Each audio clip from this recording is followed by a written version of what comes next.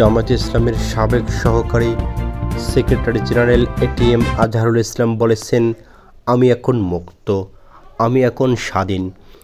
সকালে পিজি হাসপাতালে prison sell থেকে মুক্তি পাওয়ার পর তিনি এই কথা বলেছেন।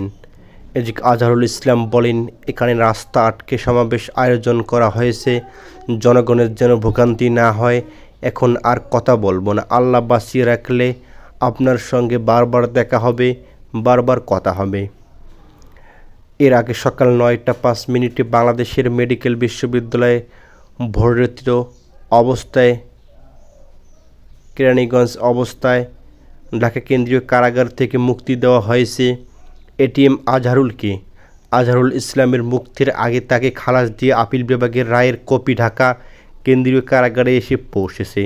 সেখানে কাগজপত্র যাচাই বাছাই শেষ করা কারা কর্তৃপক্ষ আজহারুল ইসলামের মুক্তির প্রক্রিয়া সম্পূর্ণ করে। সকালে মানবতাবিরোধী অপরাধের মামলায় আজহারুল ইসলামকে মৃত্যুদণ্ড থেকে খালাস দিয়ে রায় ঘোষণা করেন সুপ্রিম কোর্টের আপিল বিভাগ। এদিকে প্রধান বিচারপতি ডক্টর সৈয়দ রেফাত আহমেদের নেতৃত্বে রাত 7 বিচারপতির পূর্ণাঙ্গ আপিল বেঞ্চ এ রায় ঘোষণা করেছেন। এদিকে আরও জানা যায়, হয়রানিমূলক মামলা প্রত্যাহারে রাজনৈতিক দলগুলোর সহযোগিতা আহ্বান করেছেন সরকার। আইন মন্ত্রণালয়ের জনসংযোগ কর্মকর্তা রেজাউল করিম স্বাক্ষরিত এক বিজ্ঞপ্তিতে এ আহ্বান জানানো হয়েছে বলে। এদিকে এটিএম আজহারুল ইসলাম দীর্ঘদিন কারাভোগ করেছেন। ৭১-এর মানবতাবিরোধী অপরাধের মামলায় মৃত্যুদণ্ডাদেশ থেকে খালাস পেয়েছেন এটিএম আজহারুল ইসলাম। সর্বসম্মতিতে মঞ্জুর করেছে আপিল বিভাগ। প্রধান বিচারপতি সৈয়দ রেফাত আহমেদের নেতৃত্বে 7 সদস্যের বেঞ্চ মঙ্গলবার এ রায় দেন। সেখানে বলা হয়, এই মামলায় আজহারুলকে মৃত্যুদণ্ড দিয়ে আন্তর্জাতিক অপরাধ ট্রাইব্যুনাল রায় বহাল রেখে আপিল বিভাগ যে রায় দিয়েছিলেন তা বাতিল করা হলো। অন্য কোনো মামলা না থাকলে আজহারুলকে অবিলম্বে মুক্ত দিয়ে বলা হয়েছে। একই সঙ্গে আগের রায়ের জন্য অনুতপ্ত হয়েছে আপিল বিভাগ।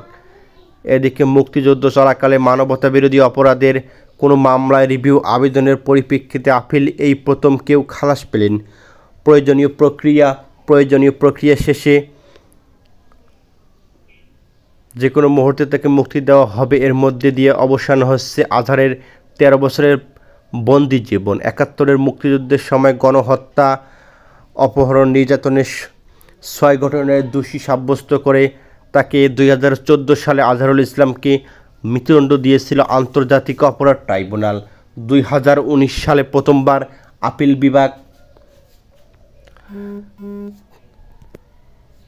তাকে রায় দিয়ে বাতিল করেছিল। এদিকে এই মামলায় ছিল তার অতীতের আপিল বিভাগ সঠিকভাবে বিবেচনা করতে ব্যর্থ হয়েছিল।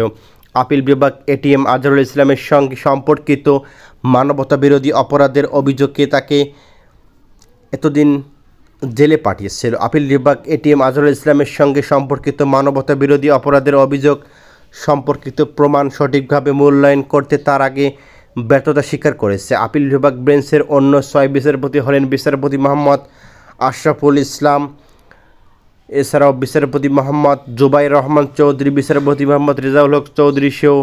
রায়ের পর আইন উপদেষ্টা আসিফ নজরুল ফেসবুকে তার প্রতিক্রিয়া জানিয়েছে। তিনি লিখেছেন, এই ন্যায় বিচার প্রতিষ্ঠিত হওয়ার সুযোগ সৃষ্টি কৃতিত্ব জুলাই গণ আন্দোলনের অকুতোভক নেতৃত্বের।